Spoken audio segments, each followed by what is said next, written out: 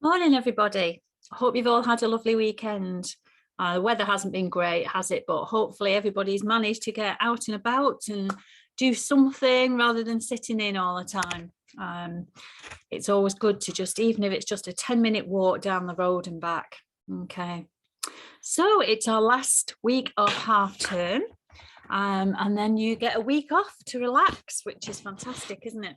I think we're all looking forward to that. It's been a long time. Christmas seems a long time ago now. So today's assembly is about being caring, having a caring attitude and being helpful.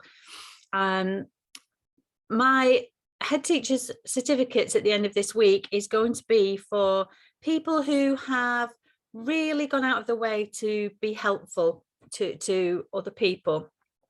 Not just to the teacher, but to their friends and, and people around them just in general. I really do appreciate all those people who, often come to me and say, Mrs. Darwin, do you need any jobs doing? Can I help you? And I know the members of staff in schools say exactly the same. That means such a lot when, when people are kind and helpful like that. Being kind and helpful to others doesn't cost anything. Little effort sometimes on our part, and helping other people should be something that we do willingly. So it's such a shame to think that sometimes people only do something when they expect something back in return. So for example, how many people at home would say to their mums, I'm going to go and tidy my bedroom, or I'm going to go and move the pots or wash the dishes, or without expecting something in return.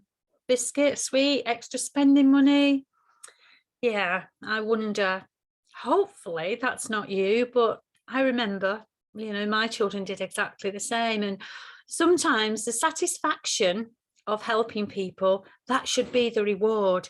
We shouldn't expect anything other than just that good feeling about ourselves. And it does leave you with a lovely feeling of being able to help somebody else.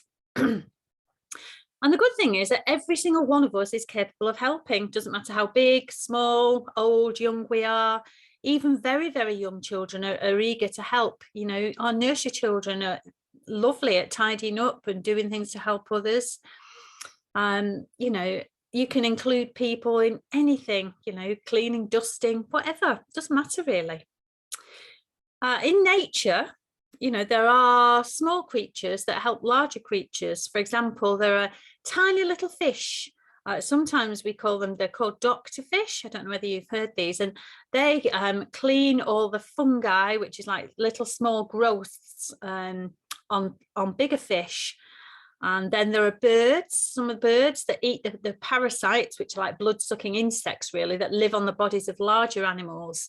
Or they live in the scales of crocodiles and alligators, and the big birds swoop down, and they're very helpful because they pick those out and eat them up, which really helps the bigger animals. So that's the small creatures' way of helping to keep the big animals healthy. And as we know, there are lots of people who dedicate their lives really to helping others. People who save lives, doctors, nurses, paramedics, ambulance drivers, people who face danger to help others, soldiers, sailors, people in the RAF, firefighters, police officers, lots and lots of people in our society that are, help others. Some people work through the night. So whilst we're sleeping, lorry drivers, carers, electricity supply workers sometimes, everybody, most jobs are there to help people in some way. And although, most do get paid for what they do, sometimes people choose that difficult way of life because they do want to help others. You might want to have a little discussion for a few minutes about who it might be a family member or a friend or just somebody in your local community that who wants to help other people. That's really why teachers go into their job, because they want to help children. They want to help children to learn and to grow. And all the teachers in our school, including me, that was what got us to be teachers in the first place. It's about children and having a passion for children and helping children to be the best that they can be. So most professions are there to help people. There is a quotation from the Bible which says, being kind to others helps us too, and it does. You all know that lovely feeling you get. It's a really lovely feeling inside you when you've helped somebody and they've been so pleased and said thank you. It means a lot.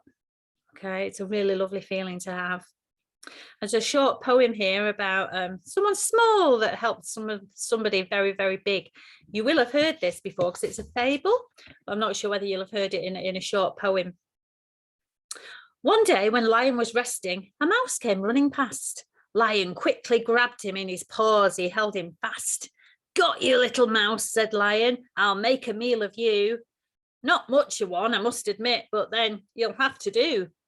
Please set me free, I beg of you, said Mouse. One day you may need me. You won't be sorry if you do. Just you wait and see. I'm sure Lion must be wondering what. Me need you, growled Lion. You're far too small. Still, I will set you free.